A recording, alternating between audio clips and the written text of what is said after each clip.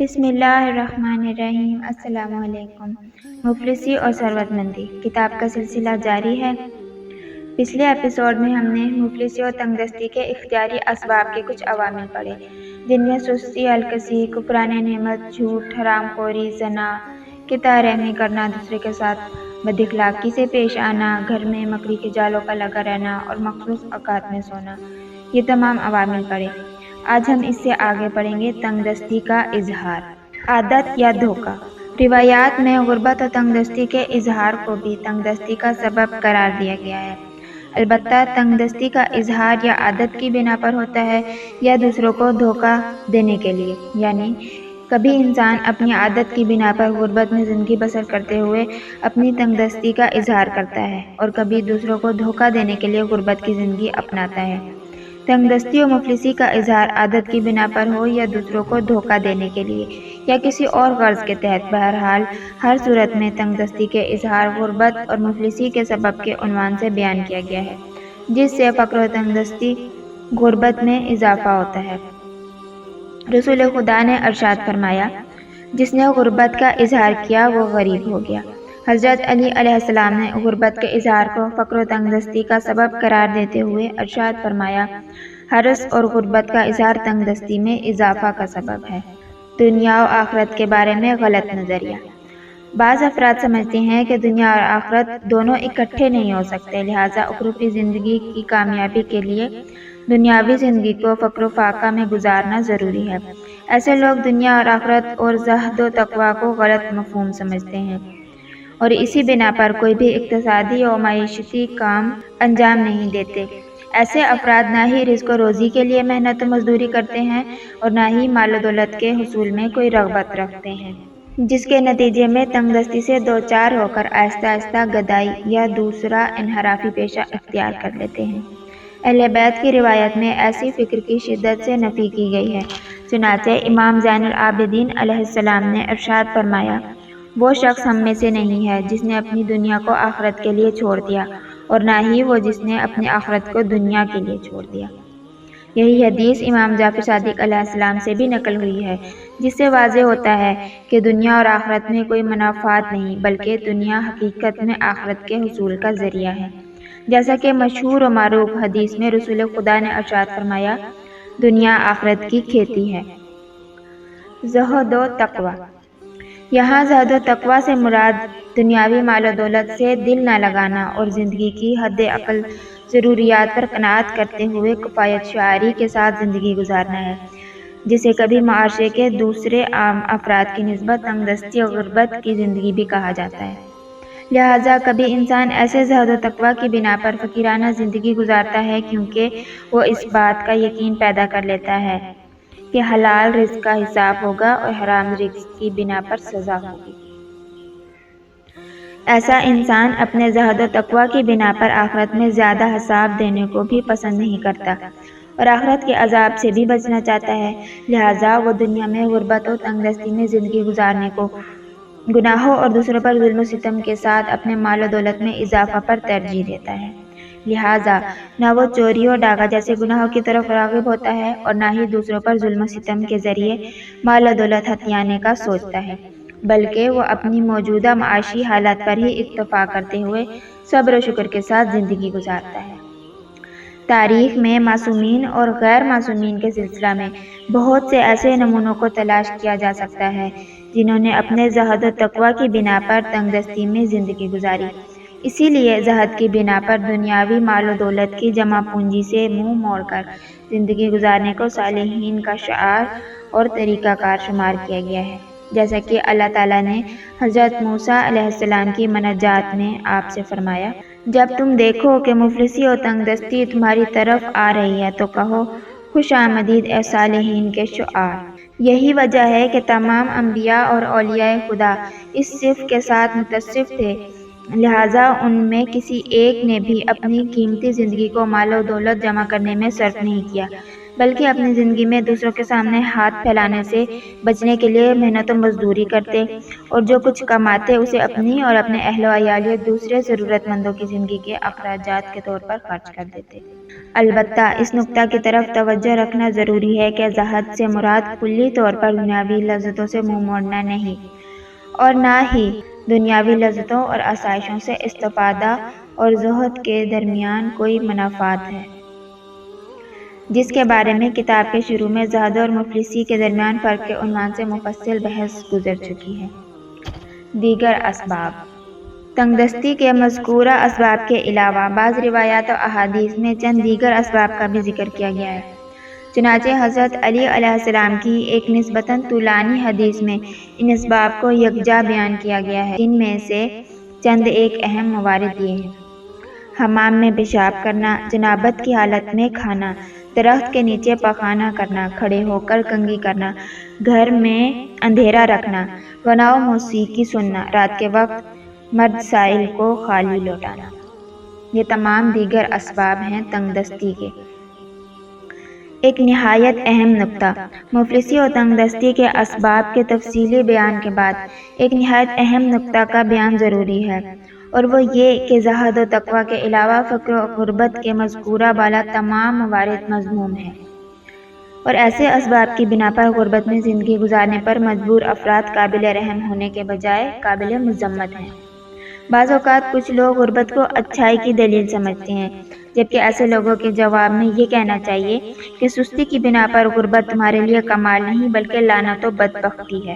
اگر کوئی شخص زہد کے علاوہ دیگر مذکورہ بالا اسباب کی بنا پر غریب ہے تو وہ غریب ہونے کے ساتھ ساتھ بدبخت بھی ہے۔ ایسی غربت اسلام کی نظر میں کوئی کمال نہیں ہے۔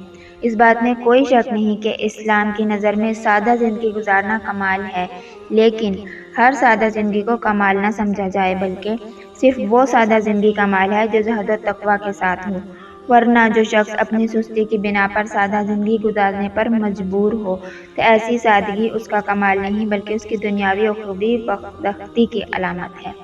اس بنا پر اگر کوئی جوان بیکار ہو اور اپنی سستی کی وجہ سے غریبانہ اور سادہ زندگی گزارنے پر مجبور ہو تو ایسی سادگی اس کے لیے افتخار کا سبب نہیں بلکہ لعنت ہے، کیونکہ جوان کے لیے ضروری ہے کہ وہ کام کاج کرے، محنت کرے۔ بس اگر کوئی مال و دولت ہونے کے باوجود زہد و تقویٰ کی بنا پر سادہ زندگی گزارے تو یہ کمال ہے۔ مفلسی اور تنگ دستی کے ناگوار اثرات و خطرات۔ انسان کی زندگی کے نہایت مشکل حالات میں سے ایک حالت اس کی غربت و مالی تنگ دستی ہے۔ یہ حالت کسی بھی عام انسان کے لیے متعدد ناگوار اثرات اور مہلک خطرات کی حامل ہے۔ تنگ دستی و مفلسی متعدد فردی و اجتماعی مفاسد کا سرچشمہ۔ عصر حاضر میں انسانوں کی زندگی میں اقتصاد اور مال و دولت کی اہمیت کسی شخص سے پوشیدہ نہیں ہے۔ ہر انسان اور معاشرے کا استقلال اس کی مالی اور اقتصادی طاقت و قدرت کے ساتھ وابستہ ہے۔ اس بنا پر مالی و اقتصادی کمزوری انسان کی زندگی میں متعدد ایسے مفاسد کا سبب بنتی ہے جو انسان کی انفرادی زندگی تک محدود نہیں رہتے بلکہ معاشرے پر بھی اثر انداز ہوتے ہیں۔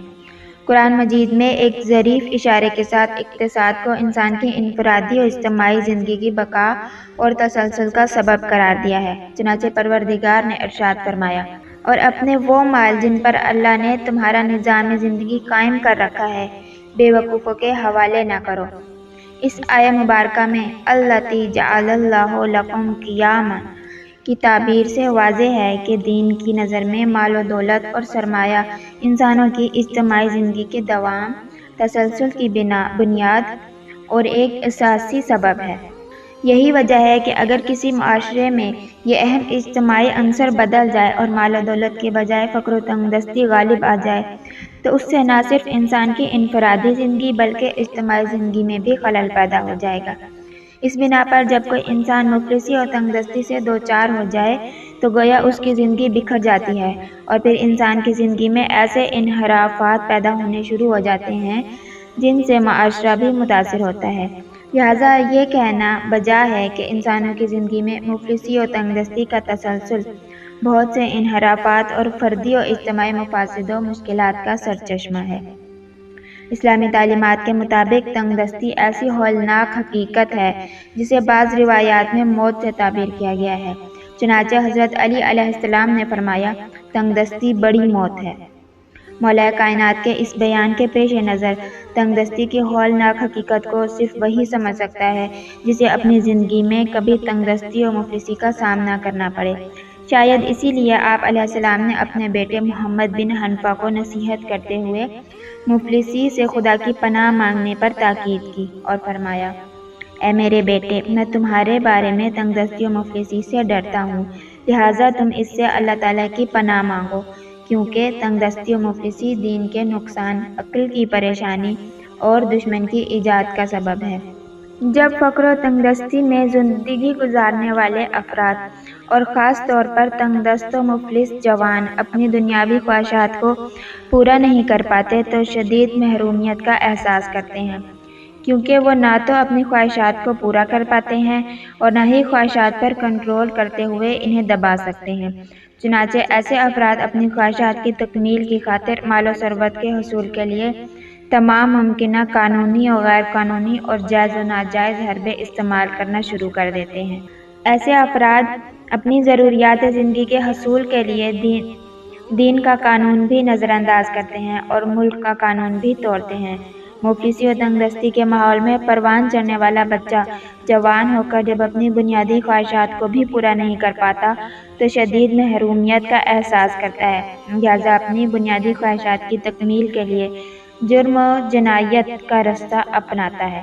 لہٰذا کہا جا سکتا ہے کہ فقر و تنگ دست لوگوں کے انحرافات کا بنیادی سبب اپنی عام خواہشات کی تکمیل میں شکست ہے۔ پس اگر ہم اجتماعی لحاظ سے دیکھیں تو واضح طور سے محسوس کریں گے کہ اکثر لوگوں کے انحرافات کا ایک بنیادی سبب مفلسی و تنگ دستی ہے۔ غربت ہی کی بنا پر بہت سے افراد چوری، ڈاکہ وغیرہ جیسے جرائم کے مرتکب ہوتے ہیں۔ مفلسی و تنگ دستی ہی سبب بنتی ہے کہ بہت سے افراد جھوٹ، خیانت یا دوسروں پر ظلم و ستم کے مرتکب ہوتے ہیں۔ غرض یہ کہ معاشرے کے بہت سے بنیادی مسائل مفلسی و تنگ دستی سے وابستہ ہیں۔ عصر حاضر میں مغربی طاقتیں اور استعماری قوتیں بھی ہمیشہ اس کوشش میں ہیں کہ ترقی پذیر ممالک میں عوام کی ایک طبقہ کو مفلسی و تنگ دستی سے مسلسل دوچار رکھا جائے تاکہ اس طرح ان اقوام کی ترقی کے راستے بند رکھے جائیں۔ لہٰذا ضرورت ہے کہ اجتماعی مفلسی و تنگ دستی کے اسباب پر بحث و گفتگو کی جائے اور ان اسباب کو برملا کرتے ہوئے اجتماعی مفلسی کے ساتھ مقابلے کے لیے مؤثر اقدامات کیے جائیں۔ مفلسی و تنگ دستی متعدد اجتماعی مفاسد کا سرچشمہ ہے، البتہ اس کے اثرات کو 3 بنیادی گروہوں میں تقسیم کیا جا سکتا ہے، اور یہی 3 طرح کے اثرات حقیقت میں فقر و تنگ دست معاشرے کی علامات بھی قرار پاتے ہیں۔ نمبر 1، انفرادی اثرات و خطرات۔ مفلسی و تنگ دستی کے ناگوار اثرات میں سے پہلی قسم انفرادی اثرات و خطرات ہیں۔ مفلسی و تنگ دستی سے نہ صرف انسان کے جسم بلکہ اس کے دل و دماغ اور اس کی روح کو بھی تکلیف پہنچتی ہے۔ روایات و احادیث میں یہ حقیقت نہایت محکم اور یقینی الفاظ کے ساتھ بیان کی گئی ہے کہ انسان کی رفتار و خصوصیت پر مفلسی و تنگ دستی کی نہایت منفی تاثیر ہوتی ہے۔ ناامیدی اور سستی۔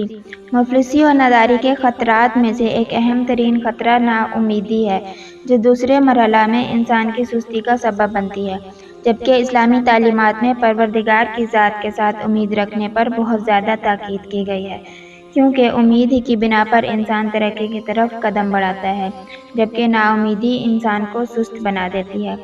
امیر المومنین حضرت علی علیہ السلام نے تنگ دستی کے اس اثر کی طرف اشارہ کرتے ہوئے فرمایا، اور انسان اگر مفلس و تنگ دست ہو جائے تو مایوس اور سست ہو جاتا ہے۔ ناامیدی کی مذمت کے لیے یہی کافی ہے کہ قرآن مجید نے ناامید ہونے سے روکتے ہوئے اسے کافروں کی صفت قرار دیا ہے۔ ھذا والحمد للہ رب العالمین والصلاۃ والسلام علی آلہ الطیبین الطاہرین۔